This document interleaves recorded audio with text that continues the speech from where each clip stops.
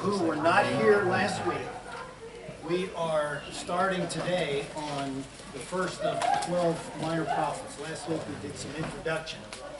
So today we're doing Hosea, and we're just going to go through the books as they occur in the Bible. We're not going to try to, I'll give you some time frame for each one, but that's how we're going to go. It's just easier to follow the lessons, to know what's coming next. So this week is Hosea, next week's Joel, after that's Amos, and then we move on from there. So that's the way we're going to try to get it all done. I want to correct a little something I said last week. I was asked something when I made a comment. So I asked the question, do you think the church should have a prophetic voice to our culture? And somebody asked, well, what do you mean by prophetic voice? My answer was, well, I think we have to confront the evil in the world. I mean, I think as a church we are we have the truth about God and about reality. That was only half the answer. If you read the prophets, they not only pass judgment on evil, but they offer redemption. And so that's the other side that it didn't come to me as quickly as it should have, but that's really the other side of the prophetic voice, isn't it? Not only are we confronting the evil of the world, we also are offering redemption and deliverance from those evils. The prophets do it all the time, even though we have the sense that they don't. You know, we tend to think of the prophets as people who are always condemning Israel, which they kind of were, always offering redemption, always offering a way out. And we'll see that in Hosea today. But I want to make sure you understood, or that was clear, at least in my own mind, that that's what we're called to be. So if you haven't turned to Hosea yet, please do so. That's where we're going to spend our time today. And I'd like to begin by just talking about Hosea's time frame. You will notice at the very beginning of Hosea, the first verse or two, he tells when he worked. Hosea chapter 1 and verse 1, he worked during the times of King Uzziah, who is also Azariah, by the way, in the book of 2 Kings. They're two different names, same guy. Okay, in Chronicles he's Uzziah, and in Kings he's Azariah. But he also worked at the times of Jotham, Ahaz, and Hezekiah. Those were all kings of Judah, of the southern tribes. And you'll remember by this time that Israel has been split into two sections, the northern tribes and the southern tribes. It happened quite a while prior to Hosea, but that's the situation now. 5 kings reigned during the time of Uzziah in Judah. I'm sorry, in Israel, okay, in the northern tribes. It was actually kind of a bloody period. These 5 kings came pretty quickly, one after the other. One killed the next one, blah, blah, blah, you name it. It just kind of goes on. It's a bit of a bloody period for Israel at that time. Then came Jeroboam II. Okay, that's this. We're talking about the kings of Israel now. And by the way, Amos is right about this time period. So when we get to Amos, you'll know it's pretty much the same time period as what Hosea is doing here. He has some different things to say, some similar things, but you'll see that when we get to Amos. And Israel was captured during the reign of Hosea. He was the last of Israel's kings. He came right after Jeroboam. Now, it's interesting because Hosea never mentions the captivity. It looks to me like Hosea just wasn't around during that time, even though he predicted some bad things were going to happen. So we don't have him actually living during that time period. Hezekiah, the very last king of Judah, he ascends the throne in Hosea's 3rd year. Hosea reigned for 9 years. Okay? So we're living during Hosea is actually preaching during a time period near the very end of Israel's existence. And if you go back and you read sections 2 Kings 17 and 18, you'll read about the Assyrian captivity and why Israel was taken away. And basically it boils down to one thing. Jeroboam the first, do you remember what happened when Israel split into two sections, north and south, right after Solomon's reign? what did the northern tribes, what did the northern king do immediately after they were split? Set up golden calves idols. Every time I read that, I go, did you guys not read the account of the wilderness wanderings when they set up golden calves? It's actually amazing to me to look at how difficult it was to get that idea of idolatry out from their practices. And we'll see it all the way through Hosea, that they still are worshiping these idols and the Baals and so forth. And these golden calves, they're still around, by the way. There's an indication in Hosea that they're still around. They won't be after Hosea's gone, but they're still around right now. So it's just sort of, to me, a very, very interesting phenomenon that it took them so long to get rid of that. So long, it took them long enough, and then a captivity, actually, to get rid of it. And that's the sin of Jeroboam I. He made golden calves immediately after the split. And if you go back and you read it, that's kind of an interesting read as well, because he almost does it for political reasons. He does it so that his people in the north won't go back to Jerusalem to worship. Because if they start going back to Jerusalem to worship, he's going to lose their allegiance. So he makes these golden calves and says, okay, here's where you're going to worship. You don't need to go down there anymore. Which was truly false, because Jerusalem was the place of worship. It's where the temple was. It's where all the sacrifices were supposed to be. It's where they were supposed to go at least 2 times a year for the festivals. Okay, so he does that to kind of keep his people close by. And this, all this, and the worship of the Baals, that strikes me as very ironic. You know about what happens on Mount Carmel with Elijah, right?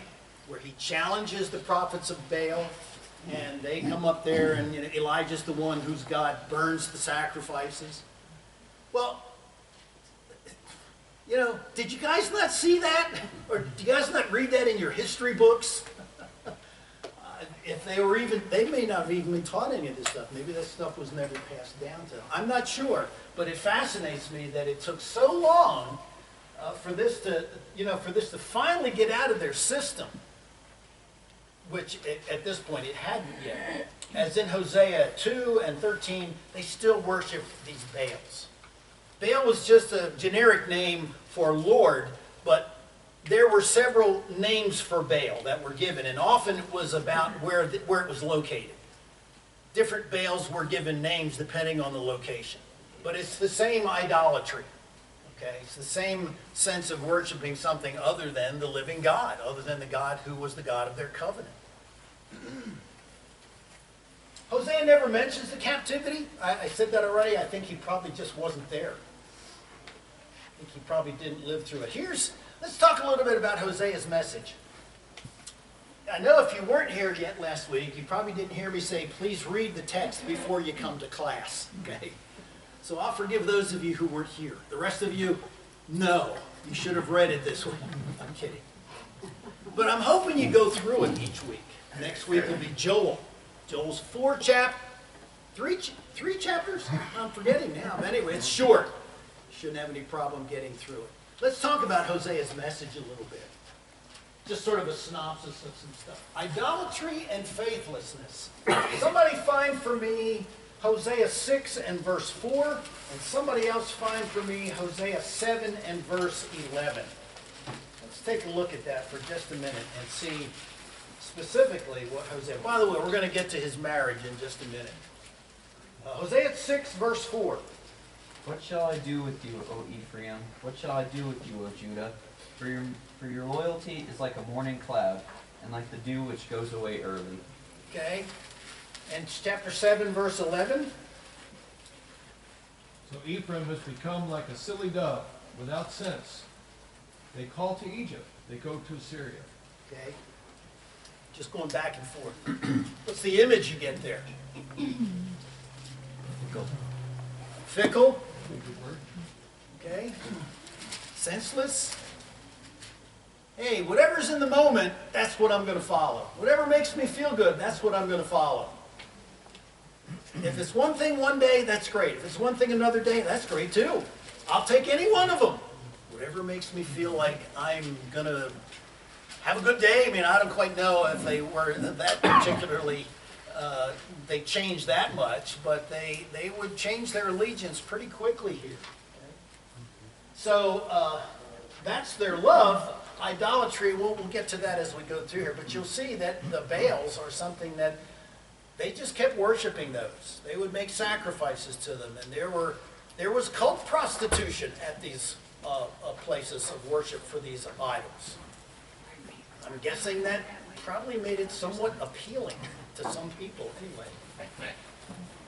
God is the rejected spouse. I mentioned last week, and I will continue to maintain this, sometimes it just doesn't look like God treats his prophets very well. You know, I think he wants them to experience what he's experiencing, at least certainly in this case. You read through first parts of Ezekiel. I don't think Ezekiel really wanted to be a prophet. I think God sort of, like with Moses, he said, no, you're going to do this. And he has to take Ezekiel back to Jerusalem and go into the temple. And God says, you see what they're doing in here? You see what they're doing inside all these rooms in the temple? I want you to realize how bad they're being. And Ezekiel doesn't seem to be terribly willing. How would you like to say, go marry a prostitute? She's going to be unfaithful to you. That's basically what he tells Hosea to do. There is no knowledge of God in the land. One more time here, Hosea 4, verses 1 through 3. We'll read that for you. Hosea 4, 1 through 3. Hear the word of the Lord, you Israelites, because the Lord has a charge to bring against you who live in the land. There is no faithfulness, no love, no acknowledgement of God in the land. There is only cursing, lying, and murder, stealing and adultery. They break all bounds, and bloodshed follows bloodshed. Because of this, the land mourns, and all who live in it waste away. The beasts of the field and the birds of the air and the fish of the sea are dying. It has some long-range effects, doesn't it? Yeah, it does. It does. It's a pretty serious charge he's bringing against them here. Okay? No knowledge of God in the land. We'll try to pull that apart a little bit as we go. Most of the commentaries that I've read about this, they generally want to connect this no knowledge of God with them not having any remembrance of the covenant relationship. I think it extends even a little beyond that. They just don't know his laws anymore. I think there's a way of knowing God too where we actually put into practice what we learn from God. And that gives us a kind of experiential knowledge. You know, we learn by doing in a way. So I think that may be a little bit a part of what Hosea has in mind. I can't say that's exact for the particular word that's being used, but that's the sense I get. Despite their faithlessness, God was still willing to redeem them. This is one of the, I think it's kind of a shocking thing sometimes when you look in Scripture, how willing God is to say, okay, let's move forward here. I'm going to give you another chance.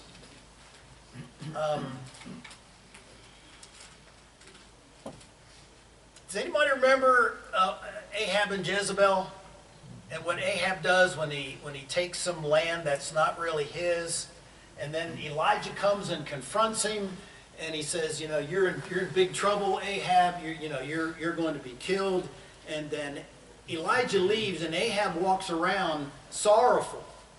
And then God comes to Elijah again. Did you see what? Have you seen what Ahab is doing? He seems really I'm paraphrasing a little bit. He seems regretful. I put myself in Elijah's shoes every once in a while, and I would go, yeah, so? Did you see what he did? And yet God looks at Ahab and he says, you know what? He's humbled himself before me. That's amazing to me. I think as humans, we would be very slow to forgive, wouldn't we? At least that's looking at what Ahab did. I would find it very difficult to pass over that. And yet, you know, Ahab still suffers punishment, make no mistake about it. But God goes, you know, he seems to get it, that he did something wrong.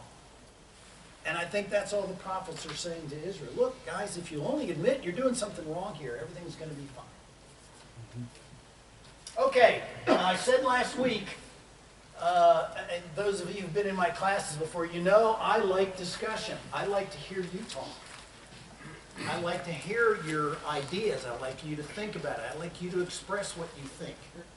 Because I think in some ways that's part of your way of sort of formulating in your own mind what you believe. Okay? Once you begin to express it out loud, you think, well, maybe that's not quite what I meant, but it sounded okay.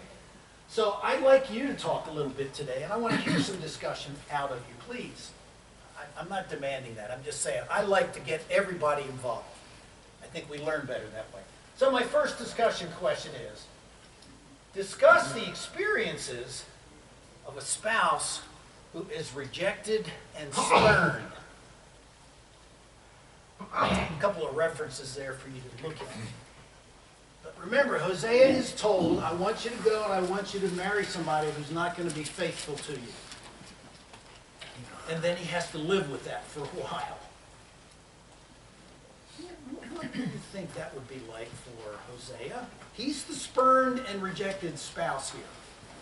She keeps going back to her prostitution. So what's Hosea really thinking?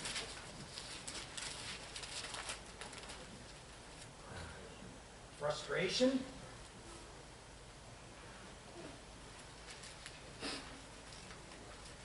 think it would be terribly hard on him to constantly, to know, first of all, God's already told him, first of all, that that's going to happen. But he goes ahead and he obeys God, and then to have that continually go on, that to me would be extremely difficult. Most of us would not put up with that to start with, and yet Hosea stays with it and does what God asked him to do. And I think that he's an extremely strong man, but I think that would be very wearing on you after a while. Yeah. I think to say it's hurtful really understates the case, doesn't it? Yeah. Have you ever felt rejected?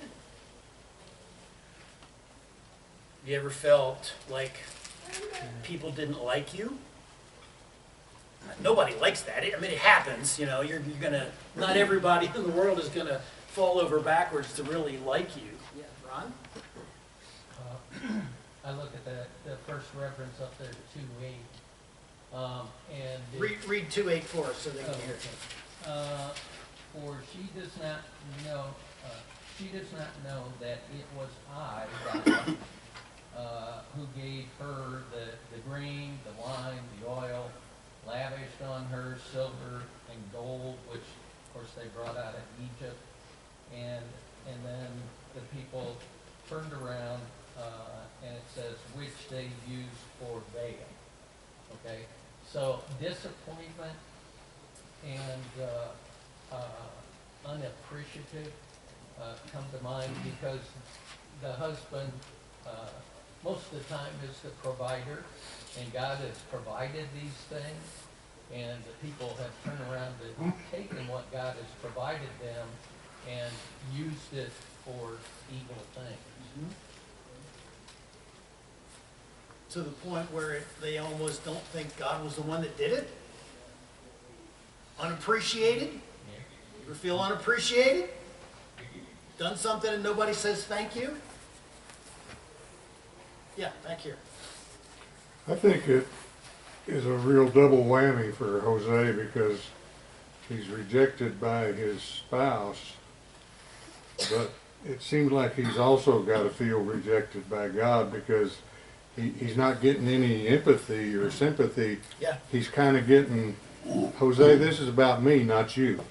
So you just do what and so it's like your best friend, you know, your spouse leaves you and your best friend shows you gives you no comfort. Right. And so he's like a double whammy. He's like, Yeah. boy, he's got That's nothing. good insight. Yeah, I like that. You know, it's almost as if God's saying, well, this is about me, not you. And he's probably thinking, Well, it's about me too. Exactly.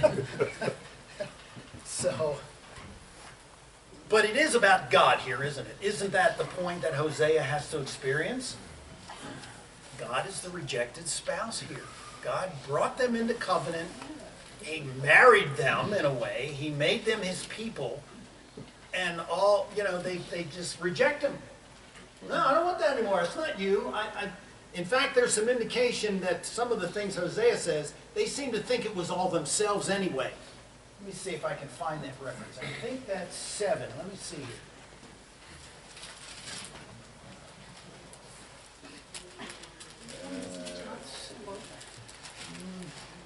I think I come up. Oh, here it is. Look at chapter 12. I don't have that one here. Look at chapter 12, 7 and 8.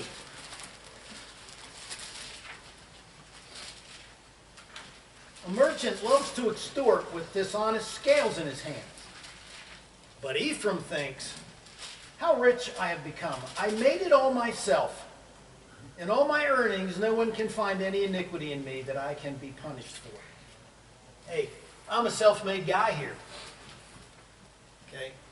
And which was just so totally false because it was God that provided everything for us. Even if we can do some pretty great things with what God's given us, it's God who's given it to us still. Okay. All right. Have we exhausted any thoughts on what it is like to be the rejected spouse and to be God who feels rejected? Or at least is rejected. Stand up, John. Yeah. You're being volunteered, you know that, don't you? Volunteered? No, he was pointing at you like you were. No. Okay, yes. This was a while back, what we were discussing. Okay. I had a difficult time with the first chapter of Hosea. The way that it was worded and what was being said. And I had to read it about 4 or 5 times and still didn't quite get it. But I was under the impression, in my opinion, that God was having Hosea do this because he wanted Hosea to feel similar to what God feels like with Israel. Yeah. With the rejection that God was getting from Israel, he wanted Hosea to feel that, to understand that. Right. Right. When he went into his... Right. No, I think that is the point, I think, yes. Which is why I asked the question, what is it like to be the rejected spouse? God is the rejected spouse here in all of this, yes. Well, it's so often like why he has them build altars and have days of remembrance. We as humans are so often forgetful or kind of dismissive of something until it affects us directly. Yeah, yeah, for sure. For sure, yes. It bothered me a little bit that not only does he punish, so to speak, Hosea, but his children with those names. Yeah. I mean, how would you like to be no mercy? Yeah, I know. That's an interesting train of thought there as to what happened. That was the daughter, I think, wasn't it?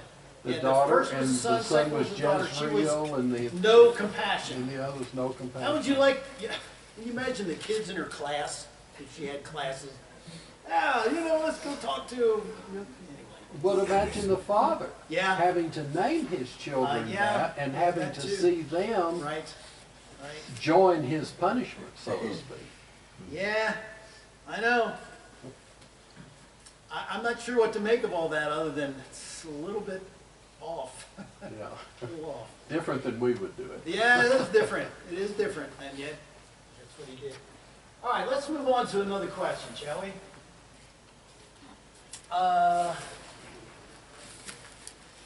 Let's talk about this a little bit. I mentioned this earlier. What does the prophet mean when he says there is no knowledge of God in the land?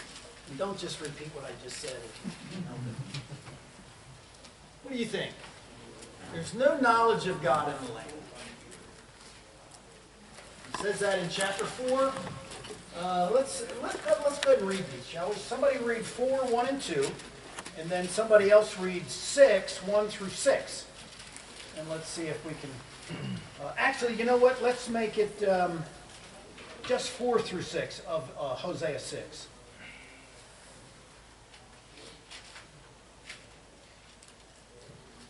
Hosea 4, 1 and 2. Yes. Listen to the word of the Lord, O sons of Israel. For the Lord has a case against the inhabitants of the land, because there is no faithfulness or kindness or knowledge of God in the land.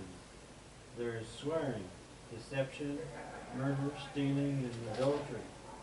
They employ violence, so that bloodshed follows bloodshed. Bruce read that one earlier. Okay. Who's got 6, 4 through 6?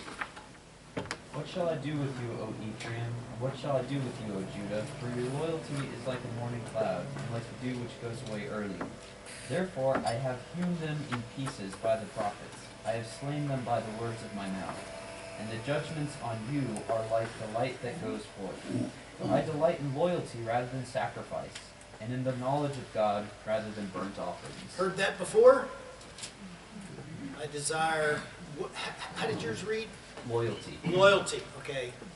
The word there can be translated several ways. I think in the New Testament it's usually, when Jesus talks to the Pharisees, it says, I desire mercy, not sacrifice. Could be faithful love is another way to say it. Yes? Take knowledge in the scriptures and dealing with our relationship to God and a husband-wife relationship begins with facts and progresses to relationship. And I think they were lacking on all those things. The most important one is the knowledge coming into relationships of knowing husband-wife, knowing one another, God and people. Because God loves us, but we come more like Him. We need to have a knowledge translated into actions that flow very, very freely and naturally, automatically. That's the way it runs. Lord knows that. Okay. Can you guys hear people who are speaking over here okay? Some of you in the far end can't. I won't ask you to repeat it. He was just commenting that it starts with facts, moves to relationships, and I think, as I mentioned earlier, there's a knowledge that comes in those relationships by experience. When you begin to put into practice the ways of God, you get kind of a new perspective. I don't know if I want to say it's new, but you get a perspective on that. It's not just head knowledge anymore. Now it's experiential knowledge. Most of the time it's good. Most of the time you begin to realize, that was really better that I did it that way. I like in Acts chapter 10 where Peter goes to Cornelius' house. And when he's in Cornelius' house, he goes, now I know that God is no respecter of persons. I think he knew it up here before, but now he's sitting in there with all these Gentiles, and he goes, well, yeah, okay, now it's like now I get it. Well, and Cornelius was sort of the opposite too, because he was loving God. But one reason God sent to him was because he was, it says he was a man that was prayed and gave. He had that kind of service Sure. that wanted, but he was lacking some of the Still head lacking. knowledge. Absolutely. So you need Yeah. both. Yeah, One is absolutely. either one is Sure. missing. Yeah. I thought about this when the verse said loyalty, not mercy. I thought about your analogy of the adultery or whatever. I'm a therapist, and so a lot of times people, they're in those situations, they're saying one thing, they're saying they love the person and they're doing certain actions, but then they're, So the actions the don't the always other fit actions with don't what they fit. say. And Yeah. that's kind of what's going on. Okay. He's Yeah. saying, I don't want your Yeah. offerings, but Yeah. I want Yeah. your heart too. Yeah, and when we get to Amos, one of the things Amos is, he is really on them about their sacrifices. They're meaningless. You're going through the motions. Okay. Good insight. Yeah. I think there's a strong warning to the church today in this verse 6. My people are destroyed for lack of knowledge. I think that's a real encouragement for us to go back to the book and stay in the book. And take it. When we get to, my last question is going to be, what's our takeaway here? Oh. So, I'm saying we got to have the knowledge, but we got to take it away and do something with it, don't we? It's not just head knowledge we're trying to gather here, even though that's good. That's a good start. That's the foundation. But then we have to do something with it. Yeah. You know, it's hard for me to imagine that the Israelites, given their culture and growing up in that and so forth, that they didn't know there was a God. So they had kind of that kind of knowledge. But I think they became a people that, you know, we look at people today and sometimes we say somebody's amoral. In other words, they don't have any guilt, any shame. They do things and that are, you know, and they just no guilt and no shame. And I think that's where these guys have gotten to.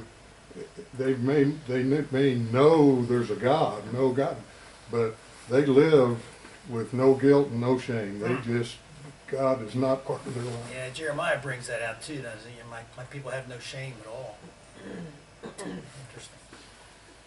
All right, let's go with another one, shall we? How does Israel's fleeting and fickle love compare with the steadfast love of God?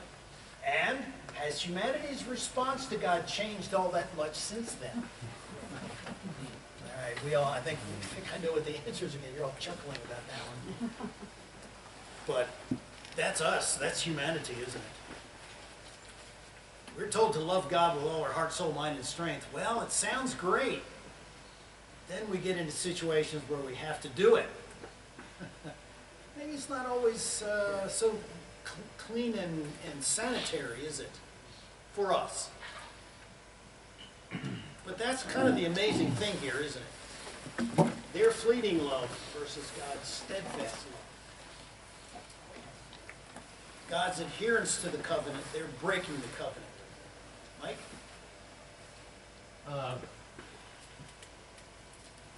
We mentioned that they had no knowledge of God. Another way they had no remembrance of God or what He had done for Israel. Yeah, for sure.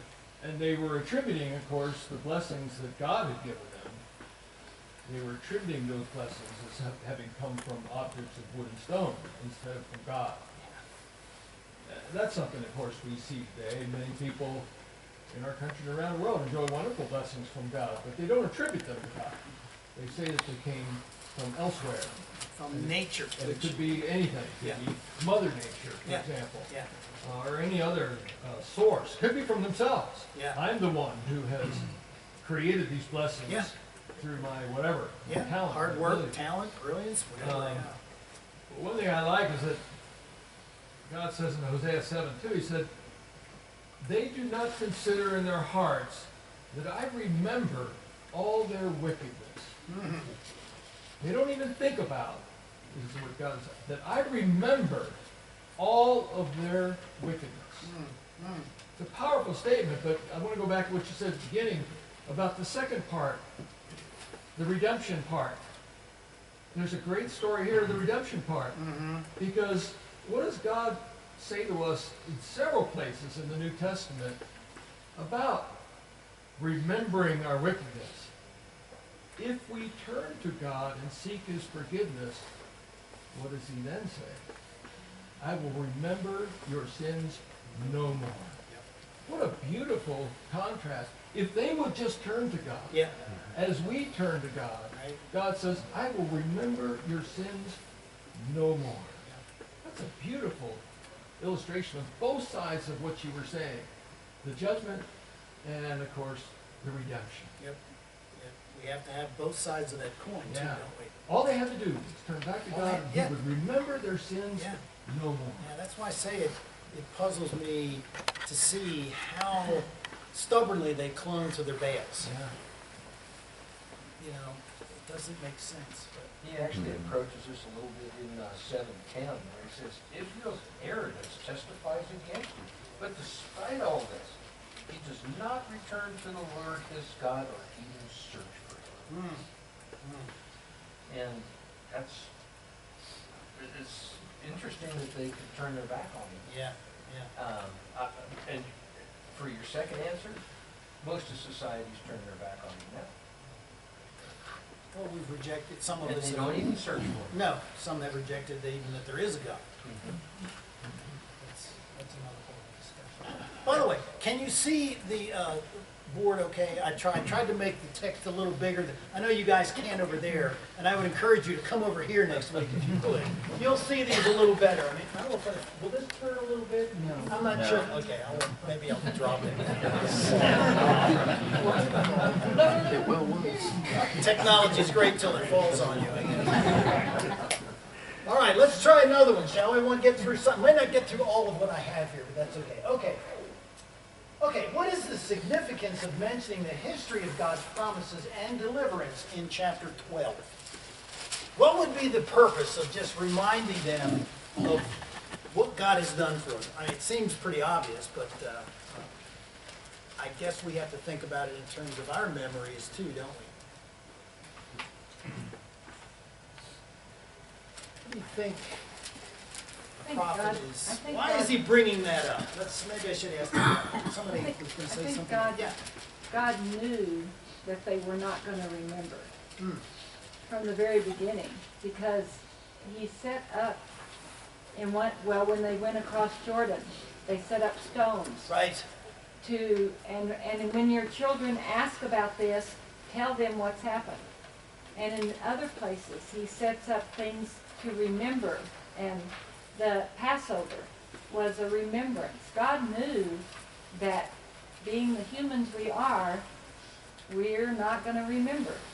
And so we have to continually be reminded of who God is and how important he is. Yeah. And we do it by studying the Word now and by other ways, but we need remembrances. What's the main way we remember? The Lord's Supper. Yeah, we have the Lord's Supper every week. We remember our identity through that, don't we? We remember that God continually cleanses us. I had somebody say to me one time, I love going to church on Sunday because I get a brand new start every week. Just everything starts afresh. Anyway, that's, memory is one of those things, and remembering what God has done, we have to keep reminding ourselves of that. You come in here on Sunday, do you always hear something new every week? Some of you do. That's good. I think even if you don't, isn't it good to be reminded of some things you know? Just to be kind of encouraged. I want to get to this one. This is what I wanted to get to, okay? Let me read this to you, and I want you to think about if you know who wrote this. We have been preserved these many years in peace and prosperity. We have grown in numbers, wealth, and power as no other nation has ever grown. But we have forgotten God. We have forgotten the gracious hand which preserved us in peace and multiplied and enriched and strengthened us. And we have vainly imagined in the deceitfulness of our hearts that all these blessings were produced by some superior wisdom and virtue of our own. Intoxicated with unbroken success, we have become too self-sufficient to feel the necessity of redeeming and preserving grace, too proud to pray to the God that made us.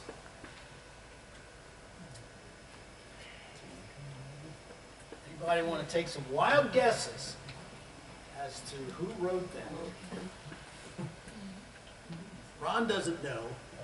Come on, Ron, you're the one that reads all the time. You should know this. Can we phone a friend? Ask Google. I mean, you guys all got phones. Ask Google. They should be able to tell you. All right. Ask the audience. Proclamation calling for a day of national prayer and humiliation. That's actually in the early part of the text.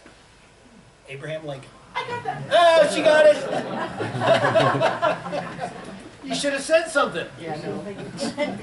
Abraham Lincoln, March 30th, 1863. Right in the middle of the Civil War.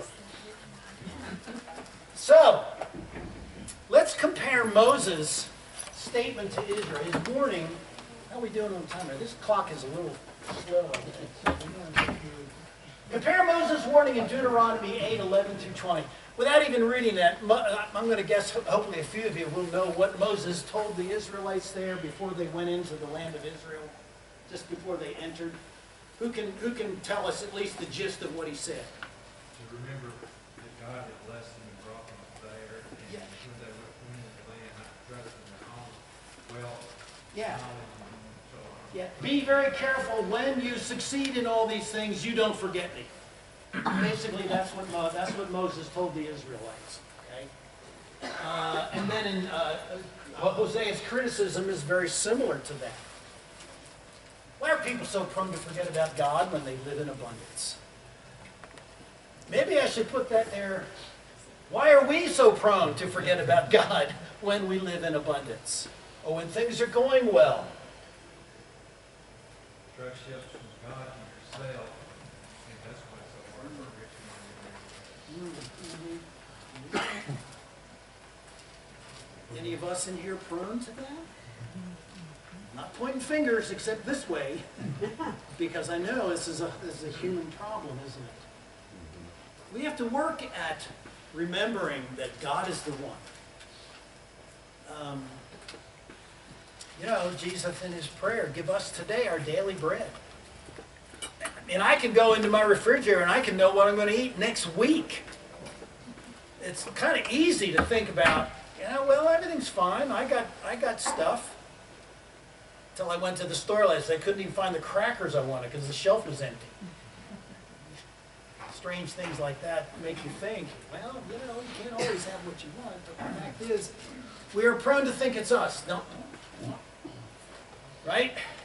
And we have to keep working at not going there, really. Yeah, right here and then here, where you did, okay, you're just combing your hair. Just trying to look better, that's all. Just combing his hair. Yeah, go ahead. I heard a lesson this morning on TV on the search program that kind of ties in what was said in Deuteronomy 8:11 about observing his commands and not forgetting. Paul in 1 Corinthians in chapter 9, where he talks about running the race, and he says, I don't run like a man running aimlessly. I do not fight like a man beating the air. I beat my body and make it my slave, so that after I have preached to others, I myself will not be disqualified for the prize. So I think Paul was admonishing us just like Hosea did and others did about remembering and about it being a daily thing. Like we say, we remember because of the Lord's Supper on Sunday.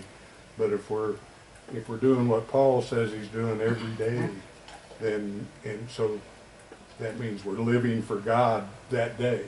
We don't just live for God on Sunday, and that's the only way. If you don't keep it fresh, and often we don't, I don't, but if we don't keep it fresh, then we find ourselves wandering over into that Easily. forgetful land. And it's easy. It's easy to get distracted Yeah. by things that aren't necessarily wrong. You just get distracted. And Hosea in chapter 13, verse 6 says, "They became proud; they forgot about me." Yeah, right here. I think, though, that it's still gratifying to see the converse of what you said is true. I remember the day after 9/11, the pictures of the National Cathedral in Washington being overflowing with people Yeah. coming together to Yep. pray. Yeah. That can still happen is encouraging in a way. We haven't completely forgotten God in this nation. Okay. So there's hope at least on that. Let me get to this. I have a couple others, but first of all, what are our takeaways from Hosea? What can we apply to our lives now? Anybody want to share anything with them anything with the rest of the class that, yeah, I can take this and I can do this week. One would be, do not forget the Lord your God. Okay. How would you do that, Mike? How would you make sure you didn't forget? Coming in, doing what we're doing right here. Okay. One, worshiping together. Another would be spending time in God's Word every day. Okay. And in prayer. All those things will help us daily to keep God in the forefront of our thoughts and Okay. minds. Okay. Yes, John? One of the things is, I think we've learned is, where are we going to allow our mind to go and rule our emotion because if we, what somebody just said, if we listen to the world's news and to the world speak, you would think that we'd be the only Christians on the face of the earth. But we don't get very good press. That's okay. But God has his people all over this world. I just remember him telling the prophet, lift up your head, 7,000 had every now and then in the continual crisis of life. It's easy to dismiss just how big God's kingdom is. And so our choice is, do we believe Fox and CNN or the politician, or do we come together as people of God and do the things Mike said? Okay. That's a conscious choice. Okay. I'd say another one is be very careful that you don't fall to the lie that doing your rote spiritual things, going to church, saying your prayers, reading your Bible aimlessly means that you are having a relationship with God, and that you need to be constantly wary that you are putting your heart into it and actually listening to God and not going, oh yes, I'll give you some time, but I'm the true captain of my destiny, as it were. Okay. Great insight. Just terrific insight, I think. Yeah, it's, we can do it.